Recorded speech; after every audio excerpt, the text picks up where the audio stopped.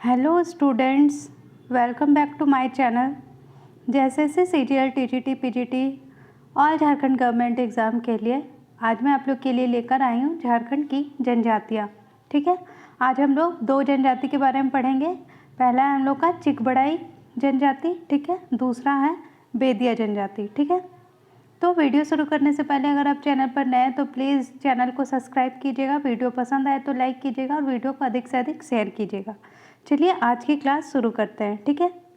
पहली जनजाति कौन सी है? तो चिकबड़ाई। इसकी महत्वपूर्ण बातें क्या क्या है वो हम लोग देख लेते हैं। चिकबड़ाई झारखंड की एक बुनकर जनजाति है, ठीक है। चिकबड़ाई कैसी जनजाति है झारखंड की? तो ये झारखंड की बुनकर जनजाति है जो झारखंड के लगभग सभी जिलों में पाई जाती है। ये कहाँ पाई जाती है? तो झारखंड के सभी जिलों में पाई जाती है। हालांकि इस जनजाति का सर्वाधिक संकेंद्रण जो है वो गुमला और सिमडेगा में है, ठीक है। कहाँ है? तो गुमला और सिमडेगा में है सर्वाधिक संकेंद्रण। इनकी जो भाषा है वो नागपुरी होती है, ठीक है। चिकबड़ाई जनजाति की भाषा क्या होती है? नागपुरी होती है, ठीक है। यहाँ पे ब्रैकेट में देख लेते हैं हम लोग, हाथ से बने कपड़ों का जनक, ठीक है। चिकबड़ाई जनजाति जो है इनको हाथ से बने कपड़ों का जनक माना जाता है, ठीक है। तो ये सब मोस्ट इम्पॉर्टेंट फैक्ट्स हैं, ये सब आप लोग ध्यान में रखिएगा क्योंकि एग्ज़ाम में आप लोग से ये सब पूछ सकता है, ठीक है। तो अब हम लोग नेक्स्ट पे आते हैं, समाज एवं संस्कृति, ठीक है। इनका समाज पितृसत्तात्मक व पितृवंशी है, ठीक है। ये चिकबड़ाई जो जनजाति है इनका समाज कैसा है? तो पितृसत्तात्मक है और पितृवंशीय होता है, ठीक है। यह जनजाति बड़ा गोहड़ी, ब्रैकेट में यहाँ दिया हुआ है बड़ जात, ठीक है, तथा छोट गोहड़ी यानी छोट जात, ठीक है, नामक दो वर्गों में विभाजित है। कौन कौन से दो वर्गों में विभाजित है? तो बड़ गोहड़ी और छोट गोहड़ी में, ठीक है। बड़ गोहड़ी का यहाँ मतलब है बड़ जात, ठीक है, और छोट गोहड़ी का यहाँ पर अर्थ है छोट जात, नामक दो वर्गों में विभाजित है, ठीक है। इस जनजाति का प्रमुख गोत्र तनरिया, खंबा एवं तजना है, ठीक है। इस जनजाति का प्रमुख गोत्र कौन कौन सा है? तो तनरिया है, खंबा है, ठीक है, खंबा और तजना है इस जनजाति का गोत्र, ठीक है। नेक्स्ट हम लोग देख लेते हैं। इस जनजाति में अन्य जनजाति की तरह अखड़ा यानी यहाँ पे ब्रैकेट में क्या दिया हुआ है?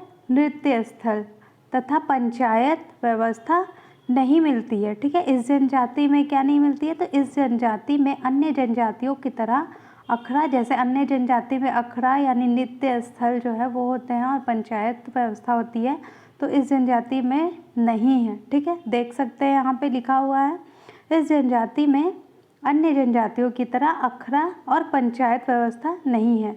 नेक्स्ट, इस जनजाति में पुनर्विवाह को सगाई कहा जाता है, ठीक है। इस जनजाति में पुनर्विवाह को क्या कहा जाता है? तो सगाई कहा जाता है। इनका प्रमुख त्यौहार, ठीक है, इनका प्रमुख त्यौहार कौन कौन सा है? तो सरहुल है, नवाखानी है, कर्मा है, जीतिया है, बड़ पहाड़ी, सूर्याही पूजा, ठीक है, देवी माई, देवठान, होली, दीपावली आदि है, ठीक है। इसकी प्रमुख त्यौहार कौन कौन सा है एक बार और हम लोग देख लेते हैं। तो पहला है सरहुल, नवाखानी, कर्मा, जीतिया, बड़ पहाड़ी, सूर्याही पूजा, देवी माई, देवठान, होली, दीपावली आदि है, ठीक है, इसके त्यौहार हैं। इस जनजाति में पहले नर बलि की प्रथा प्रचलित थी, ठीक है। इस जनजाति में पहले कौन सी प्रथा प्रचलित थी? तो नर बलि की प्रथा प्रचलित थी जो अब समाप्त हो गया है, ठीक है। ये समाप्त हो गया है, पहले चलता होगा इसमें नर बलि की प्रथा, लेकिन अब समाप्त हो चुका है, ठीक है। अब इसका हम लोग देख लेते हैं आर्थिक व्यवस्था। इनका मुख्य पेशा कपड़ा बुनना है, ठीक है। इनका मुख्य पेशा क्या है? तो कपड़ा बुनना, जिसके कारण इन्हें हाथ से बने कपड़ों का जनक भी कहा जाता है, ठीक है। ये आप लोग के लिए क्वेश्चन बन सकता है कि किस जनजाति को हाथ से बने कपड़ों का जनक माना जाता है? तो ये हो जाएगा आप लोग का चिकबड़ाई जनजाति, ठीक है, याद रखिएगा इसको। चलिए नेक्स्ट पे चलते हैं, धार्मिक व्यवस्था, ठीक है। धार्मिक व्यवस्था में क्या है? तो इस जनजाति के प्रमुख देवता कौन से हैं? तो सिंह बोंगा है। इस जनजाति के प्रमुख देवता सिंह बोंगा है। देवी माए इनकी प्रमुख देवी है, ठीक है। देवी माए जो है इनकी प्रमुख देवी है। इस जनजाति में शवों के दफनाने के स्थान पर मसना कहा जाता है, ठीक है। इस जनजाति में शवों के दफनाने के स्थान को क्या कहा जाता है? तो मसना कहा जाता है, ठीक है। अब हम लोग नेक्स्ट जनजाति पे चलते हैं। नेक्स्ट हम लोग का है बेदिया जनजाति, ठीक है। बेदिया जनजाति के बारे में पढ़ लेते हैं। तो इसकी मुख्य बातें कौन सी है? तो आइए देखते हैं। यह जनजाति एक अल्पसंख्यक जनजाति है, ठीक है। बेदिया जनजाति जो है वो एक अल्पसंख्यक जनजाति है, ठीक है। नेक्स्ट, इस जनजाति प्रजातीय दृष्टि से यह जनजाति द्रविड़ समूह से संबंधित है, ठीक है। प्रजातीय दृष्टि से यह जनजाति जो है वो द्रविड़ समूह से संबंध रखती है, ठीक है। नेक्स्ट देख लेते हैं हम लोग।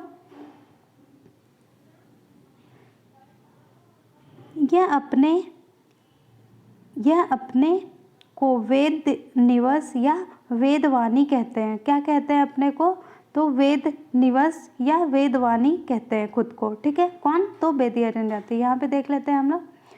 स्वयं को वेद निवस वेदवाणी कहने वाली जनजाति है ये, ठीक है। ये सब देख लीजिएगा, ये एग्ज़ाम में पूछ सकता है कि आप किसी प्रकार का भी क्वेश्चन बन सकता है, तो आप लोग इसको ध्यान में रखिएगा और याद कर लीजिएगा, ठीक है। चलिए नेक्स्ट देखते हैं। इस जनजाति के लोग स्वयं को उच्च हिंदू मानते हैं, ठीक है। इस जनजाति के लोग स्वयं को क्या मानते हैं? तो उच्च जनजाति मानते हैं, इस उच्च हिंदू मानते हैं, ठीक है। उच्च हिंदू मानते हैं ये जनजाति कौन सी? तो बेदिया जनजाति। नेक्स्ट है, अपने नाम के साथ ये लोग बेदिया और मांझी की उपाधि धारण करते हैं। अपने नाम के साथ ये लोग क्या उपाधि धारण करते हैं? तो बेदिया और मांझी की उपाधि धारण करते हैं अपने नाम के साथ। इस जनजाति का संकेंद्रण मुख्यतः रांची, हजारीबाग और बोकारो जिलों में है, ठीक है। कहाँ कहाँ है? तो रांची, हजारीबाग और बोकारो जिले में है इसका मुख्य संकेंद्रण। नेक्स्ट देख लेते हैं हम लोग। समाज एवं संस्कृति। इस जनजाति की सामाजिक और सांस्कृतिक व्यवस्था कैसी है? आइए देख लेते हैं। इस जनजाति में वधु मूल्य को डाली टक्का के नाम से जाना जाता है, ठीक है। इस जनजाति में वधु मूल्य को क्या कहा जाता है? तो डाली टक्का के नाम से जाना जाता है। इनके गांव के मुखिया को प्रधान कहा जाता है। इनके गांव के मुखिया को क्या कहा जाता है? तो प्रधान कहा जाता है। इसे महतो या ओहदार भी कहते हैं, ठीक है। इस जनजाति को क्या कहते हैं? तो महतो और ओहदार भी कहा जाता है इसे। इनके नाच के मैदान को अखड़ा कहा जाता है, ठीक है। इनके नाच के मैदान को क्या कहा जाता है? तो अखड़ा कहा जाता है। नेक्स्ट यहाँ पे दिया हुआ है बेदिया जनजाति गोत्र एवं उनके प्रतीक, ठीक है। बेदिया जनजाति के गोत्र कौन कौन से हैं और उनके प्रतीक दिया हुआ है, ठीक है। तो आइए देख लेते हैं। थेरहर, ठीक है। थेरहर गोत्र है, उसका प्रतीक क्या है? तो एक पक्षी इसका प्रतीक है, ठीक है। फिर है सुंडी, ठीक है। सुंडी का प्रतीक क्या है? तो इसका भी एक पक्षी प्रतीक है, ठीक है। फिर क्या है? तो फिर है चिडरा। चिडरा का प्रतीक क्या है? तो इसका प्रतीक है गिलहरी, ठीक है। नेक्स्ट देख लेते हैं बम्बी और अहेर। बम्बी और अहेर का क्या है? तो इसका प्रतीक है एक मछली, ठीक है। एक मछली इसका प्रतीक है। और नेक्स्ट है बड़वार। बड़वार का प्रतीक क्या है? तो बड़वार का प्रतीक जो है वो वट वृक्ष है, ठीक है। वट वृक्ष जो प्रतीक है वो बड़वार गोत्र का प्रतीक है। नेक्स्ट है फेचा। फेचा का प्रतीक क्या है? तो फेचा का प्रतीक सूअर है, ठीक है। फेचा का प्रतीक क्या है? तो सूअर है, ठीक है। नेक्स्ट है कच्छिम। कच्छिम का जो प्रतीक है वो कछुआ है, ठीक है। अब हम लोग नेक्स्ट देख लेते हैं, ठीक है। नेक्स्ट है हम लोग का, इस जनजाति में सबसे प्रचलित विवाह आयोजित विवाह है, ठीक है। बेदिया जनजाति में जो सबसे प्रचलित विवाह कौन सा है? तो इसमें आयोजित विवाह सबसे प्रचलित है, ठीक है। इसमें विजातीय विवाह को ठुकुर ठेनी कहा जाता है, ठीक है। इसमें विजातीय विवाह को क्या कहा जाता है? तो ठुकुर ठेनी कहा जाता है। तथा ये सामाजिक रूप से निषिद्ध होता है। ठीक है, विजातीय विवाह इसमें जो करता है उसको ठुकुर ठेनी कहा जाता है। ठीक है, विजातीय विवाह को, और ये सामाजिक रूप से पूर्णतः निषिद्ध है। ठीक है, यहाँ पे देख सकते हैं। नेक्स्ट है, इस जनजाति में पुरुषों का परंपरागत वस्त्र क्या है? तो केरिया है, काछा है, काछा को भगवा भी कहते हैं। ठीक है, यहाँ पे देख सकते हैं आप लोग। जबकि महिलाओं का परंपरागत वस्त्र क्या है? ठेठी और पाचन है। ठीक है, क्या है? तो पुरुषों का है, सबसे पहले पुरुषों का परंपरागत वस्त्र है केरिया। ठीक है, केरिया, काछा या भगवा। ठीक है, केरिया, काछा या भगवा। जबकि महिलाओं का परंपरागत वस्त्र है ठेठी और पाचन। ठीक है, नेक्स्ट, इस जनजाति में दशहरा, दिवाली, छठ, सोहराई, कर्मा आदि पर्व धूमधाम से मनाया जाता है। ठीक है, इस जनजाति में दशहरा पर्व, दिवाली, ठीक है, और छठ, सोहराई, कर्मा आदि पर्व धूमधाम से मनाया जाता है। ठीक है, अब देख लेते हैं इसका आर्थिक व्यवस्था। इसका आर्थिक व्यवस्था है, इनका मुख्य रूप से जो कार्य है वो कृषि कार्य है। ठीक है, इसका मुख्य कार्य क्या है? तो इसका मुख्य कार्य कृषि कार्य है। ठीक है, नेक्स्ट हम लोग देख लेते हैं धार्मिक प्रधान। ठीक है, नेक्स्ट क्या है? धार्मिक प्रधान। इस जनजाति के प्रमुख देवता सूर्य है। ठीक है, इस जनजाति के प्रमुख देवता कौन है? तो सूर्य है। इसमें सूर्याही पूजा का प्रचलन है। ठीक है, इसमें कौन सी पूजा का प्रचलन है? तो सूर्याही पूजा का प्रचलन है।